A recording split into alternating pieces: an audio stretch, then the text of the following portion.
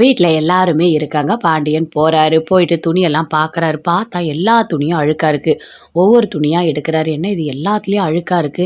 இப்ப போட்டுக்க கூட ஒரு ட்ரெஸ்ஸு கூட இல்லையே! என்ன இது?" அப்படின்னு சொல்லிட்டு சுத்தி சுத்தி அப்படியே பார்க்குறாரு. பார்த்த உடனே அப்படியே கோவமா வருது. அங்கருந்து போறாரு. "என்ன எந்த துணியும் துவைக்கவே இல்லையா? எல்லா துணியும் அழுக்கா இருக்கு. இப்ப நான் எப்படி கடைக்கு போட்டுட்டு போறது?" அப்படின்னு பாண்டியன் கோவமா பேசுறாரு. அப்போ கோமதி சொல்றாங்க, "ஆ எந்த சட்டையும் என்கிட்ட சொல்லல. யாரும் என்ன துவைக்க சொல்லல. அதனால தான் நான் துவைக்கல." அப்படின்னு கோமதி சொல்றாங்க. அப்படியே கோவமா வருது. பயங்கரமா கோவம் வருது. அங்கருந்து பாண்டியன் அப்படியே போறாரு.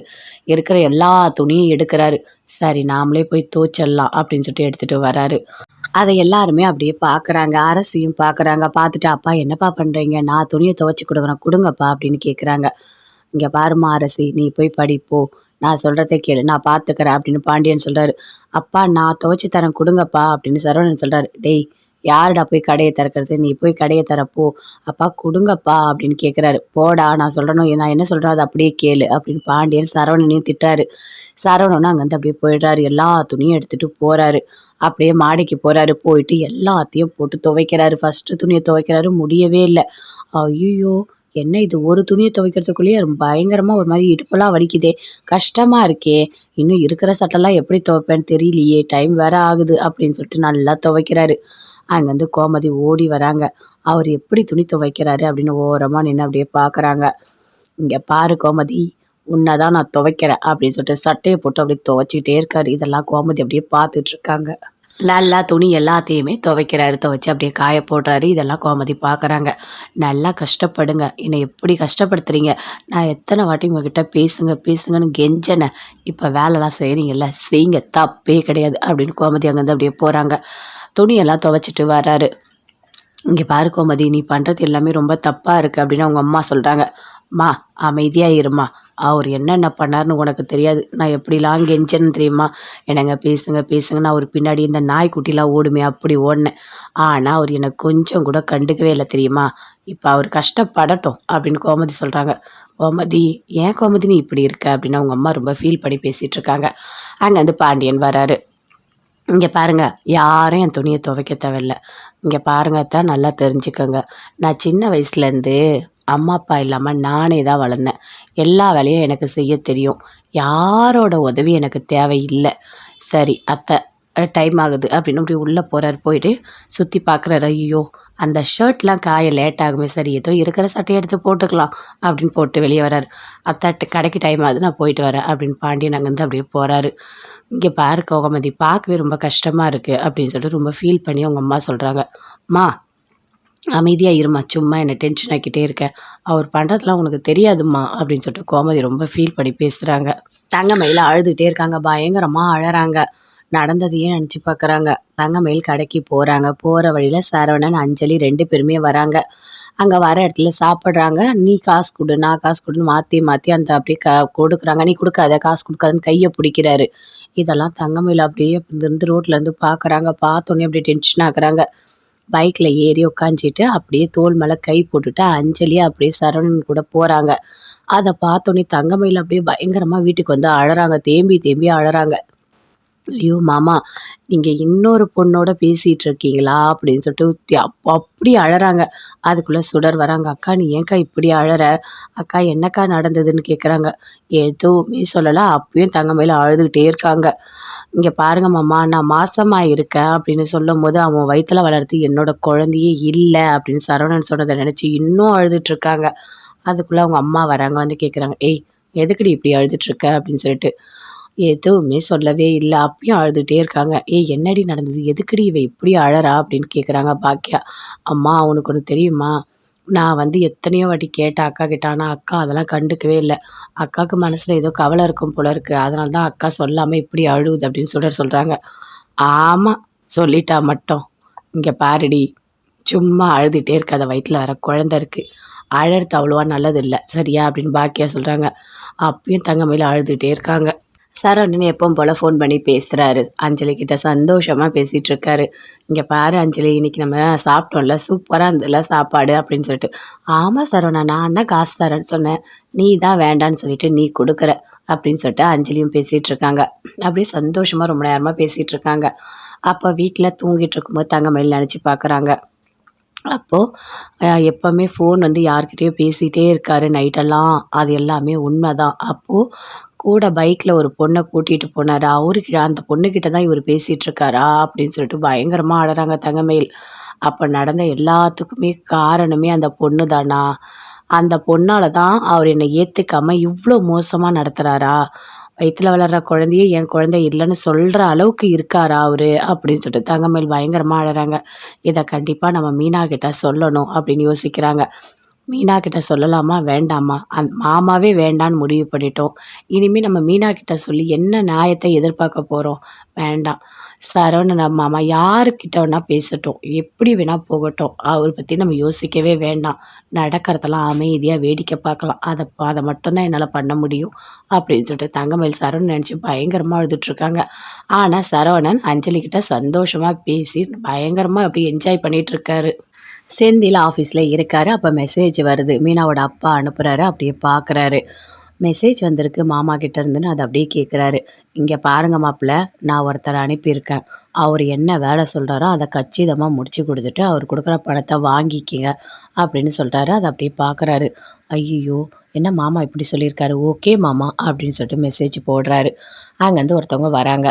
இங்கே பாருங்கள், உங்கள் மாமனார் தான் என்னை அனுப்புனாரு அப்படின்னு சொல்கிறாரு.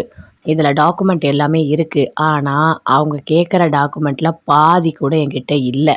இவ்வளோ தான் என்கிட்ட இருக்குது. எனக்கு அந்த கான்ட்ராக்ட் வேணும். அதனால் நீங்கள் என்ன அமௌண்ட்டு கேட்டாலும் நான் தரேன் அப்படின்னு சொல்கிறாரு. கூட இன்னொருத்தர் நின்றுட்டுருக்காரு. எதுவாக இருந்தாலும் நான் வந்து ஏஐ கிட்ட பேசிட்டு தான் முடிவெடுக்கணும் அப்படின்னு சொல்லிட்டு செந்தில் சொல்கிறாரு. ஏஐ இப்போது ஃப்ரீயாக தான் இருக்கார், பேசிடலாம் அப்படின்னு சொல்லிட்டு எல்லாருமே சேர்ந்து ரூமுக்கு போகிறாங்க. அந்த ஏஐ கிட்ட பேசுகிறாங்க. இங்கே பாருங்கள், நீங்கள் கொண்டு வந்ததில் பாதி டாக்குமெண்ட் கூட இல்லையே அப்படின்னு சொல்கிறாரு. ஆமாம், டாக்குமெண்ட் எதுவுமே என்கிட்ட இல்லை. ஆனால் நீங்கள் என்ன கமிஷன் கேட்குறீங்களோ அதை நான் கொடுத்துட்றேன். ஆனால் எனக்கு இந்த கான்ட்ராக்டை மட்டும் முடிச்சு கொடுத்துருங்க அப்படின்னு சொல்லிட்டு கேட்குறாங்க. எவ்வளோ கமிஷன் என்ன எல்லாமே செந்தில் பேசிப்பார் அப்படின்னு சொல்லிட்டு அந்த ஏஐ சொல்கிறாரு. அங்கேருந்து அப்படியே வெளியே வராரு. வந்த உடனே இன்னொருத்தர்கிட்ட சொல்கிறாரு. எனக்கு கமிஷன் வாங்கிறத பற்றி ஒன்றுமே தெரியாது. நான் அதில் ஏபிசிடி கூட படிக்கலை. நான் என்ன எவ்வளோ அமௌண்ட்டு எனக்கு எப்படி தெரியும்? அவர் என்ன வாங்க சொல்கிறாரு அப்படின்னு செந்தில் சொல்கிறாரு. இது என்ன பெரிய விஷயமா? நான் பார்த்துக்கிறேன், நீங்கள் கவலையே படாதீங்க. நான் பேசிக்கிறேன் என்ன கமிஷன், இதில் எனக்கு ரொம்ப அனுபவம் இருக்குது அப்படின்னு சொல்லிட்டு கூட இருக்கவர் சொல்கிறாரு. அதே மாதிரி அவரை கூட்டிகிட்டு போய் தனியாக ஏதோ பேசுகிறாரு. இது எல்லாமே செந்தில் பார்க்குறாரு. பார்த்துட்டு என்ன அமௌண்ட்டு பேசினார் ஒன்றுமே தெரியலையே நமக்கு அப்படின்னு சொல்லிட்டு செந்தில் அப்படியே பார்த்துட்டே இருக்காரு. ஆனால் இவ்வளோ பெரிய தப்பு பண்ணுறோம், இது எதுவுமே போய் தப்பாக முடிஞ்சிடக்கூடாது அப்படின்னு மட்டும் யோசிக்கிறார். வேறு எதுவுமே யோசிக்கலை. மீனாவோட அப்பா செந்திலுக்கு ஃபோன் பண்ணுறாரு. அட்டன் பண்ணி பேசுகிறாரு. மாமா, நீங்கள் சொன்ன மாதிரி நான் எல்லாமே பண்ணிட்டேன் அப்படின்னு சொல்கிறாரு செந்தில். சரி, கமிஷன் எவ்வளோ எல்லாமே பேசிக்கிட்டீங்களா அப்படின்னு கேட்குறாரு. இல்லை, எனக்கு இதை பற்றி எதுவும் தெரியல. இந்த கமிஷன் எல்லாமே என் கூட ஒருத்தர் இருக்கார், அவர் தான் பேசினார் அப்படின்னு செந்தில் சொல்கிறாரு. என்ன மாப்பிள்ளை இப்படி இருக்கீங்க? ஒன்றுமே தெரியாமல் இருக்கீங்க. அப்படிலாம் இருக்கக்கூடாது மாப்பிள்ளை. கமிஷன்றது ரொம்ப ரொம்ப முக்கியமானது. அதெல்லாம் நீங்கள் தெரிஞ்சுக்கங்க. அப்போ தான் அடுத்தடுத்து யாராவது வந்தால் கமிஷன் வாங்க முடியும். எதுவுமே தெரியாமல் இருந்தால் எப்படி மாப்பிள்ளை? ஏன் மாப்பிள்ளை நீங்கள் இப்படி இருக்கீங்க அப்படின்னு சொல்கிறாரு. இல்லை மாமா, நான் இதுக்கு முன்னாடி ஏதாவது வாங்கியிருக்கேன்னா? எனக்கு அதை பற்றி எதுவுமே தெரியாது. நான் போய் அவங்கக்கிட்ட எவ்வளோன்னு கேட்பேன் அப்படின்னு செந்தில் சொல்கிறாரு. கூட ஒருத்தர் இருக்கார், அவர் தான் போய் கேட்டார் அப்படின்னு சொல்கிறாரு. சரிங்க மாப்பிள்ளை, இந்த வாட்டி விட்டுருங்க. இனிமேல் எல்லாத்தையும் கேட்டு தெரிஞ்சு வச்சுக்கோங்க. அது ரொம்ப முக்கியம். அப்போ தான் நிறைய பணம் சம்பாதிக்க முடியும் அப்படின்னு சொல்கிறாரு. சரிங்க மாமா அப்படின்னு ஃபோனை வைக்கிறாரு. வச்சுட்டு யோசிக்கிறாரு. இந்த விஷயம் மட்டும் மீனாவுக்கு தெரிஞ்சது, அவள் என்ன என்ன பண்ணுவானே தெரியாது அப்படின்னு சொல்லிட்டு செந்தில் ஒரு மாதிரி டென்ஷனாகவே இருக்கார். தங்கமயில் யோசிக்கிறாங்க. சரி, நம்ம மீனா கிட்ட அட்லீஸ்ட் நடந்த உண்மையாவது சொல்லலாம் அப்படின்னு ஃபோன் பண்ணுறாங்க. அட்டன் பண்ணி பேசுகிறாங்க. சொல்லுங்கக்கா என்ன அப்படின்னு மீனா கேட்குறாங்க. மீனா, ஒரு முக்கியமான விஷயம் சொல்லணும். நான் உங்ககிட்ட சொல்லணும்னு தோணுச்சு, அதான் நான் ஃபோன் பண்ணேன் அப்படின்னு சொல்கிறாங்க. சொல்லுங்கக்கா என்ன பிரச்சனை அப்படின்னு கேட்குறாங்க. இல்லை, நான் வந்துட்டு ஒரு இடத்துக்கு போனேன். அப்போ மாமா யாரோ ஒரு பொண்ணு கூட பேசி சிரிச்சிட்டு இருந்தார். அது மட்டும் இல்லை, பைக்கில் அவங்க வந்து தோளில் கை போட்டுட்டு 2 பேருமே சேர்ந்து போனாங்க. அதை நான் பார்த்தேன் அப்படின்னு தங்கமயில் சொல்கிறாங்க. ஐயோ, அக்காவும் பார்த்துட்டாங்களா? இந்த விஷயம் எனக்கு தெரியுமே அப்படின்னு சொல்லிட்டு மீனா நினைக்கிறாங்க. அதுவா, நான் என்னென்னு கேட்டு சொல்கிறேன் அப்படின்னு மீனா சொல்கிறாங்க. இல்லை மீனா, எனக்கு ரொம்ப கஷ்டமாக இருக்குது மீனா. அவர் எப்படி இப்படி மாறினார் எனக்கு எதுவுமே தெரியல. இன்னொரு பொண்ணு கூட இவ்வளோ ஜாலியாக அதுவும் தோளில் கை போட்டு போகிறாரு. ஆனால் இவர் இப்படிலாம் இருக்க மாட்டார் நான் நினச்சேன். ஆனால் இவர் நான் நினச்சதை விட ரொம்ப ரொம்ப ரொம்ப ரொம்ப மோசமாக இருக்கார் மீனா. எனக்கு ரொம்ப கஷ்டமாக இருக்குது.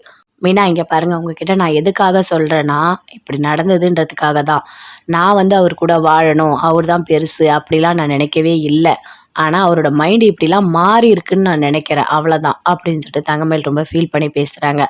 சரிக்கா எதுவாக இருந்தாலும் பார்த்துக்கலாம், நீங்கள் வருத்தப்படாதீங்க சரியா அப்படின்னு சொல்லிட்டு ஃபோனை வைக்கிறாங்க. தங்கமயில் எப்பவும் போல் வேலைக்கு போகிறாங்க. போன உடனே அங்கே பாட்டி சொல்கிறாங்க, இங்கே பாருமா, நீ மாசமா இருக்க. உனக்கு என்னெல்லாம் பிடிக்குமோ அதெல்லாம் நீ செஞ்சு சாப்பிடு. இங்க ஒண்ணும் பிரச்சனை இல்ல அப்படின்னு சொல்றாங்க.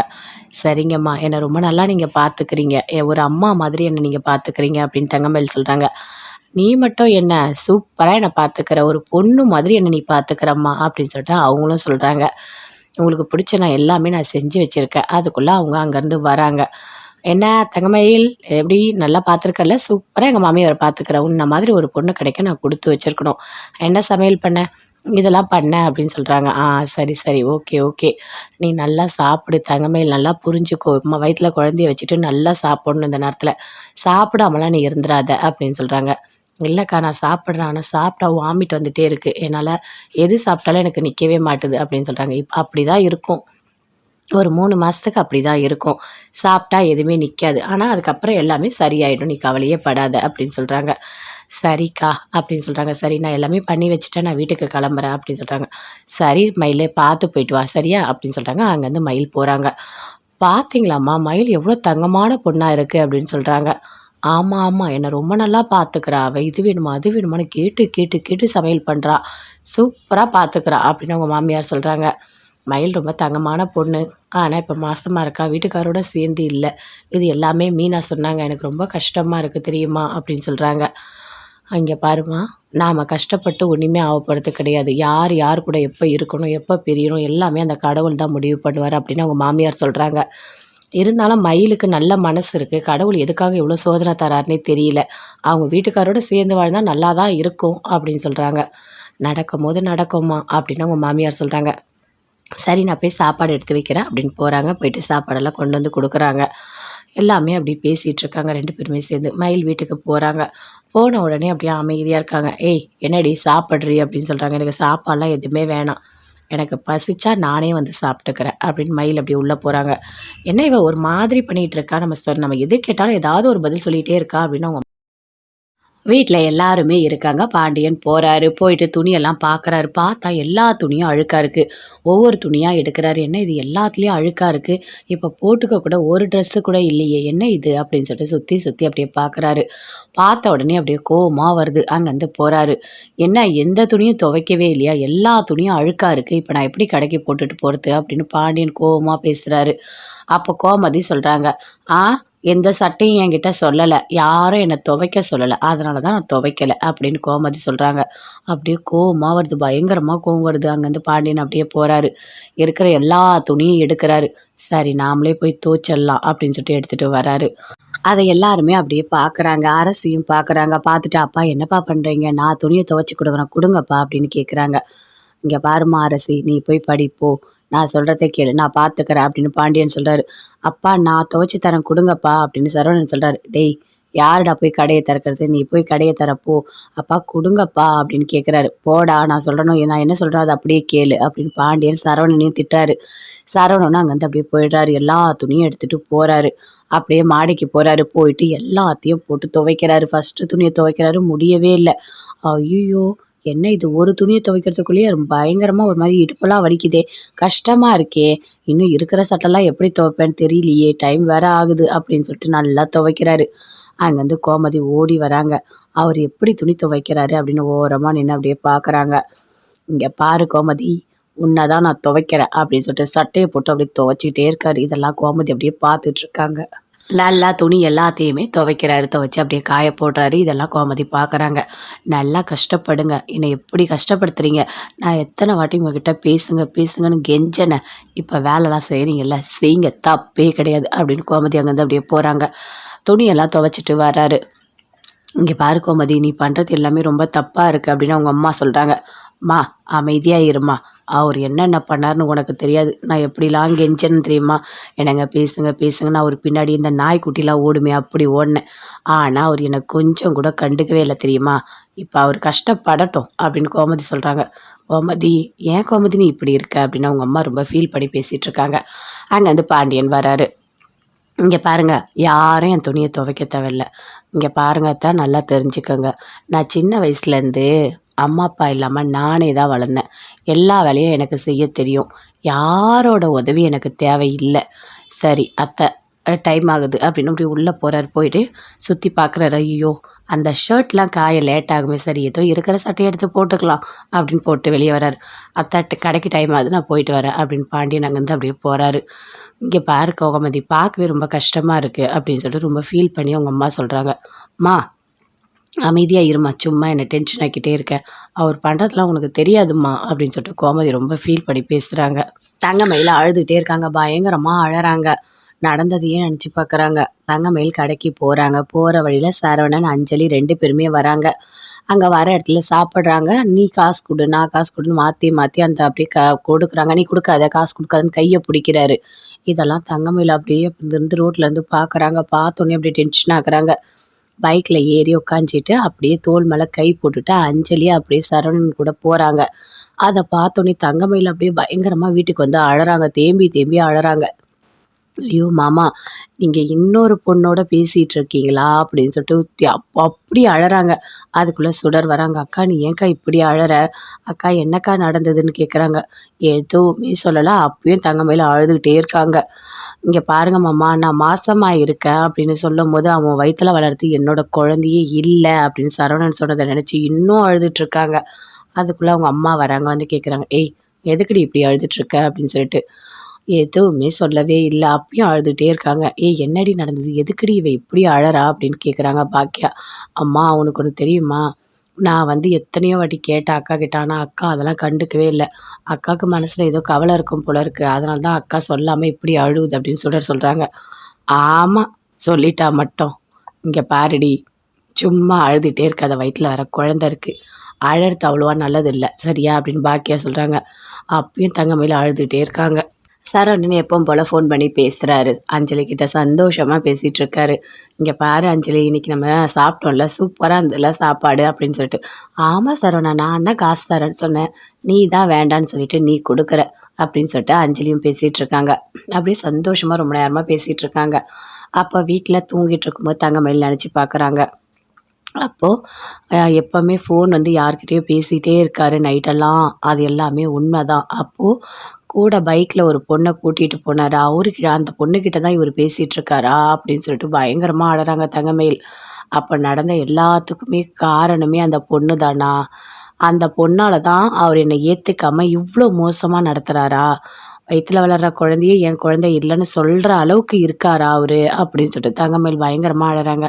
இதை கண்டிப்பாக நம்ம மீனா கிட்ட சொல்லணும் அப்படின்னு யோசிக்கிறாங்க. மீனா கிட்ட சொல்லலாமா வேண்டாமா? மாமாவே வேண்டான்னு முடிவு பண்ணிட்டோம். இனிமேல் நம்ம மீனா கிட்ட சொல்லி என்ன நியாயத்தை எதிர்பார்க்க போகிறோம்? வேண்டாம். சரவணன் மாமா யாருக்கிட்ட வேணால் பேசட்டும், எப்படி வேணால் போகட்டும், அவரை பற்றி நம்ம யோசிக்கவே வேண்டாம். நடக்கிறதெல்லாம் அமைதியாக வேடிக்கை பார்க்கலாம். அதை மட்டும்தான் என்னால் பண்ண முடியும் அப்படின்னு சொல்லிட்டு தங்கமயில் சரவணன் நினச்சி பயங்கரமாக அழுதுட்ருக்காங்க. ஆனால் சரவணன் அஞ்சலிக்கிட்ட சந்தோஷமாக பேசி பயங்கரமாக அப்படி என்ஜாய் பண்ணிகிட்ருக்காரு. செந்தில் ஆஃபீஸில் இருக்கார். அப்போ மெசேஜ் வருது. மீனாவோட அப்பா அனுப்புகிறாரு. அப்படியே பார்க்குறாரு. மெசேஜ் வந்திருக்கு மாமா கிட்ட இருந்துன்னு அதை அப்படியே கேட்குறாரு. இங்கே பாருங்க மாப்பிள்ள, நான் ஒருத்தரை அனுப்பியிருக்கேன். அவர் என்ன வேலை சொல்கிறாரோ அதை கச்சிதமாக முடிச்சு கொடுத்துட்டு அவர் கொடுக்குற பணத்தை வாங்கிக்கிங்க அப்படின்னு சொல்கிறாரு. அதை அப்படியே பார்க்குறாரு. ஐயோ, என்ன மாமா இப்படி சொல்லியிருக்காரு, ஓகே மாமா அப்படின்னு சொல்லிட்டு மெசேஜ் போடுறாரு. அங்கேருந்து ஒருத்தவங்க வராங்க. இங்கே பாருங்கள், அவங்க மாமனார் தான் என்னை அனுப்புனாரு அப்படின்னு சொல்கிறாரு. இதில் டாக்குமெண்ட் எல்லாமே இருக்குது, ஆனால் அவங்க கேட்குற டாக்குமெண்ட்டில் பாதி கூட என்கிட்ட இல்லை, இவ்வளோ தான் என்கிட்ட இருக்குது. எனக்கு அந்த கான்ட்ராக்ட் வேணும், அதனால் நீங்கள் என்ன அமௌண்ட்டு கேட்டாலும் நான் தரேன் அப்படின்னு சொல்கிறாரு. கூட இன்னொருத்தர் நின்றுட்டுருக்காரு. எதுவாக இருந்தாலும் நான் வந்து ஏஐ கிட்ட பேசிட்டு தான் முடிவெடுக்கணும் அப்படின்னு சொல்லிட்டு செந்தில் சொல்கிறாரு. ஏஐ இப்போது ஃப்ரீயாக தான் இருக்கார், பேசிடலாம் அப்படின்னு சொல்லிட்டு எல்லாருமே சேர்ந்து ரூமுக்கு போகிறாங்க. அந்த ஏஐ கிட்ட பேசுகிறாங்க. இங்கே பாருங்கள், நீங்கள் கொண்டு வந்ததில் பாதி டாக்குமெண்ட் கூட இல்லையே அப்படின்னு சொல்கிறாரு. ஆமாம், டாக்குமெண்ட் எதுவுமே என்கிட்ட இல்லை. ஆனால் நீங்கள் என்ன கமிஷன் கேட்குறீங்களோ அதை நான் கொடுத்துட்றேன். ஆனால் எனக்கு இந்த கான்ட்ராக்டை மட்டும் முடிச்சு கொடுத்துருங்க அப்படின்னு சொல்லிட்டு கேட்குறாங்க. எவ்வளோ கமிஷன் என்ன எல்லாமே செந்தில் பேசிப்பார் அப்படின்னு சொல்லிட்டு அந்த ஏஐ சொல்கிறாரு. அங்கேருந்து அப்படியே வெளியே வராரு. வந்த உடனே இன்னொருத்தர்கிட்ட சொல்கிறாரு, எனக்கு கமிஷன் வாங்குறத பற்றி ஒன்றுமே தெரியாது. நான் அதில் ஏபிசிடி கூட படிக்கலை. நான் என்ன எவ்வளோ அமௌண்ட்டு எனக்கு எப்படி தெரியும்? அவர் என்ன வாங்க சொல்கிறாரு அப்படின்னு செந்தில் சொல்கிறாரு. இது என்ன பெரிய விஷயமா? நான் பார்த்துக்கிறேன், நீங்கள் கவலையே படாதீங்க. நான் பேசிக்கிறேன் என்ன கமிஷன், இதில் எனக்கு ரொம்ப அனுபவம் இருக்குது அப்படின்னு சொல்லிட்டு கூட இருக்கவர் சொல்கிறாரு. அதே மாதிரி அவரை கூட்டிகிட்டு போய் தனியாக ஏதோ பேசுகிறாரு. இது எல்லாமே செந்தில் பார்க்குறாரு. பார்த்துட்டு என்ன அமௌண்ட்டு பேசினார் ஒன்றுமே தெரியலையே நமக்கு அப்படின்னு சொல்லிட்டு செந்தில் அப்படியே பார்த்துட்டே இருக்காரு. ஆனால் இவ்வளோ பெரிய தப்பு பண்ணுறோம், இது எதுவுமே போய் தப்பாக முடிஞ்சிடக்கூடாது அப்படின்னு மட்டும் யோசிக்கிறார். வேறு எதுவுமே யோசிக்கலை. மீனாவோட அப்பா செந்திலுக்கு ஃபோன் பண்ணுறாரு. அட்டன் பண்ணி பேசுகிறாரு. மாமா, நீங்கள் சொன்ன மாதிரி நான் எல்லாமே பண்ணிட்டேன் அப்படின்னு சொல்கிறாரு செந்தில். சரி, கமிஷன் எவ்வளோ எல்லாமே பேசிக்கிட்டீங்களா அப்படின்னு கேட்குறாரு. இல்லை, எனக்கு இதை பற்றி எதுவும் தெரியல. இந்த கமிஷன் எல்லாமே என் கூட ஒருத்தர் இருக்கார், அவர் தான் பேசினார் அப்படின்னு செந்தில் சொல்கிறாரு. என்ன மாப்பிள்ளை இப்படி இருக்கீங்க, ஒன்றுமே தெரியாமல் இருக்கீங்க? அப்படிலாம் இருக்கக்கூடாது மாப்பிள்ளை. கமிஷன்றது ரொம்ப ரொம்ப முக்கியமானது. அதெல்லாம் நீங்கள் தெரிஞ்சுக்கங்க. அப்போ தான் அடுத்தடுத்து யாராவது வந்தால் கமிஷன் வாங்க முடியும். எதுவுமே தெரியாமல் இருந்தால் எப்படி மாப்பிள்ளை? ஏன் மாப்பிள்ளை நீங்கள் இப்படி இருக்கீங்க அப்படின்னு சொல்கிறாரு.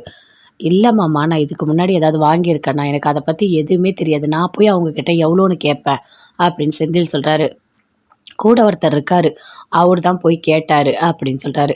சரிங்க மாப்பிள்ளை, இந்த வாட்டி விட்டுருங்க. இனிமேல் எல்லாத்தையும் கேட்டு தெரிஞ்சு வச்சுக்கோங்க, அது ரொம்ப முக்கியம். அப்போ தான் நிறைய பணம் சம்பாதிக்க முடியும் அப்படின்னு சொல்கிறாரு. சரிங்க மாமா அப்படின்னு ஃபோனை வைக்கிறாரு. வச்சுட்டு யோசிக்கிறாரு. இந்த விஷயம் மட்டும் மீனாவுக்கு தெரிஞ்சது, அவள் என்ன என்ன பண்ணுவானே தெரியாது அப்படின்னு சொல்லிட்டு செந்தில் ஒரு மாதிரி டென்ஷனாகவே இருக்காரு. தங்கமயில் யோசிக்கிறாங்க. சரி, நம்ம மீனா கிட்ட அட்லீஸ்ட் நடந்த உண்மையாவது சொல்லலாம் அப்படின்னு ஃபோன் பண்ணுறாங்க. அட்டன் பண்ணி பேசுகிறாங்க. சொல்லுங்கக்கா என்ன அப்படின்னு மீனா கேட்குறாங்க. மீனா, ஒரு முக்கியமான விஷயம் சொல்லணும். நான் உங்ககிட்ட சொல்லணும்னு தோணுச்சு, அதான் நான் ஃபோன் பண்ணேன் அப்படின்னு சொல்கிறாங்க. சொல்லுங்கக்கா என்ன பிரச்சனை அப்படின்னு கேட்குறாங்க. இல்லை, நான் வந்துட்டு ஒரு இடத்துக்கு போனேன். அப்போ மாமா யாரோ ஒரு பொண்ணு கூட பேசி சிரிச்சிட்டு இருந்தார். அது மட்டும் இல்லை, பைக்கில் அவங்க வந்து தோளில் கை போட்டுட்டு 2 பேருமே சேர்ந்து போனாங்க. அதை நான் பார்த்தேன் அப்படின்னு தங்கமயில் சொல்கிறாங்க. ஐயோ, அக்காவும் பார்த்துட்டாங்களா? இந்த விஷயம் எனக்கு தெரியுமே அப்படின்னு சொல்லிட்டு மீனா நினைக்கிறாங்க. அதுவா, நான் என்னன்னு கேட்டு சொல்கிறேன் அப்படின்னு மீனா சொல்கிறாங்க. இல்லை மீனா, எனக்கு ரொம்ப கஷ்டமாக இருக்குது மீனா.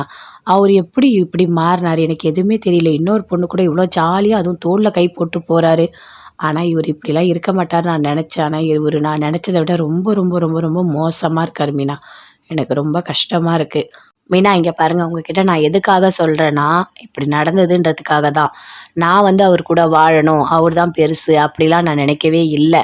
ஆனால் அவரோட மைண்டு இப்படிலாம் மாறி இருக்குன்னு நான் நினைக்கிறேன், அவ்வளோதான் அப்படின்னு சொல்லிட்டு தங்கமயில் ரொம்ப ஃபீல் பண்ணி பேசுகிறாங்க. சரிக்கா, எதுவாக இருந்தாலும் பார்த்துக்கலாம், நீங்கள் வருத்தப்படாதீங்க சரியா அப்படின்னு சொல்லிட்டு ஃபோனை வைக்கிறாங்க. தங்கமயில் எப்பவும் போல் வேலைக்கு போகிறாங்க. போன உடனே அங்கே பாட்டி சொல்கிறாங்க, இங்கே பாருமா, நீ மாசமாக இருக்க, உனக்கு என்னெல்லாம் பிடிக்குமோ அதெல்லாம் நீ செஞ்சு சாப்பிடுங்க, ஒன்றும் பிரச்சனை இல்லை அப்படின்னு சொல்கிறாங்க. சரிங்கம்மா, என்னை ரொம்ப நல்லா நீங்கள் பார்த்துக்கிறீங்க, ஒரு அம்மா மாதிரி என்னை நீங்கள் பார்த்துக்கிறீங்க அப்படின்னு தங்கமயில் சொல்கிறாங்க. நீ மட்டும் என்ன, சூப்பராக என்னை பார்த்துக்கிற, ஒரு பொண்ணு மாதிரி என்னை நீ பார்த்துக்கிறம்மா அப்படின்னு சொல்லிட்டு அவங்களும் சொல்கிறாங்க. உங்களுக்கு பிடிச்ச நான் எல்லாமே நான் செஞ்சு வச்சுருக்கேன். அதுக்குள்ளே அவங்க அங்கேருந்து வராங்க. என்ன தங்கமயில், எப்படி நல்லா பார்த்துருக்கல? சூப்பராக எங்கள் மாமியாரை பார்த்துக்கிறேன். உன்ன மாதிரி ஒரு பொண்ணு கிடைக்க நான் கொடுத்து வச்சுருக்கணும். என்ன சமையல் பண்ண? இதெல்லாம் பண்ணேன் அப்படின்னு சொல்கிறாங்க. சரி சரி, ஓகே ஓகே. நீ நல்லா சாப்பிடு தங்கமயில், நல்லா புரிஞ்சுக்கோ. வயிற்றில் குழந்தைய வச்சுட்டு நல்லா சாப்பிடணும் இந்த நேரத்தில். சாப்பிடாமலாம் நீ இருந்துடாத அப்படின்னு சொல்கிறாங்க. இல்லைக்கா, நான் சாப்பிட்றேன், ஆனால் சாப்பிட்டா வாமிட் வந்துகிட்டே இருக்குது. என்னால் எது சாப்பிட்டாலும் எனக்கு நிற்கவே மாட்டுது அப்படின்னு சொல்கிறாங்க. அப்படி தான் இருக்கும், ஒரு 3 மாதத்துக்கு அப்படி தான் இருக்கும். சாப்பிட்டா எதுவுமே நிற்காது, ஆனால் அதுக்கப்புறம் எல்லாமே சரியாயிடும், நீ கவலையே படாத அப்படின்னு சொல்கிறாங்க. சரிக்கா அப்படின்னு சொல்கிறாங்க. சரி, நான் எல்லாமே பண்ணி வச்சுட்டேன், நான் வீட்டுக்கு கிளம்புறேன் அப்படின்னு சொல்கிறாங்க. சரி மயிலே, பார்த்து போயிட்டு வா சரியா அப்படின்னு சொல்கிறாங்க. அங்கேருந்து மயில் போகிறாங்க. பார்த்தீங்களாம்மா, மயில் எவ்வளோ தங்கமான பொண்ணாக இருக்குது அப்படின்னு சொல்கிறாங்க. ஆமாம் ஆமாம், என்னை ரொம்ப நல்லா பார்த்துக்கிறா அவள். இது வேணுமா அது வேணுமான்னு கேட்டு கேட்டு கேட்டு சமையல் பண்ணுறா, சூப்பராக பார்த்துக்கிறா அப்படின்னு அவங்க மாமியார் சொல்கிறாங்க. மயில் ரொம்ப தங்கமான பொண்ணு, ஆனால் இப்போ மாசமாக இருக்கா, வீட்டுக்காரோட சேர்ந்து இல்லை. இது எல்லாமே மீனா சொன்னாங்க, எனக்கு ரொம்ப கஷ்டமாக இருக்குது தெரியுமா அப்படின்னு சொல்கிறாங்க.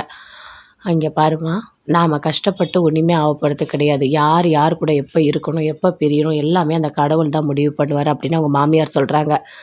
இருந்தாலும் மயிலுக்கு நல்ல மனசு இருக்குது. கடவுள் எதுக்காக இவ்வளோ சோதனை தராருன்னே தெரியல. அவங்க வீட்டுக்காரோட சேர்ந்து வாழ்ந்தா நல்லா தான் இருக்கும் அப்படின்னு சொல்கிறாங்க. நடக்கும்போது நடக்கும்மா அப்படின்னு அவங்க மாமியார் சொல்கிறாங்க.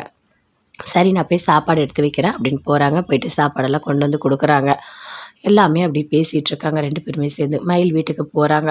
போன உடனே அப்படியே அமைதியாக இருக்காங்க. ஏய் என்னடி சாப்பிட்றி அப்படின்னு சொல்கிறாங்க. எனக்கு சாப்பாடெலாம் எதுவுமே வேணாம், எனக்கு பசிச்சா நானே வந்து சாப்பிட்டுக்கிறேன் அப்படின்னு மயில் அப்படி உள்ளே போகிறாங்க. என்ன இவ ஒரு மாதிரி பண்ணிகிட்டு இருக்கா, நம்ம எது கேட்டாலும் ஏதாவது ஒரு பதில் சொல்லிகிட்டே இருக்கா அப்படின்னு அவங்க அம்மா கோவப்படுறாங்க.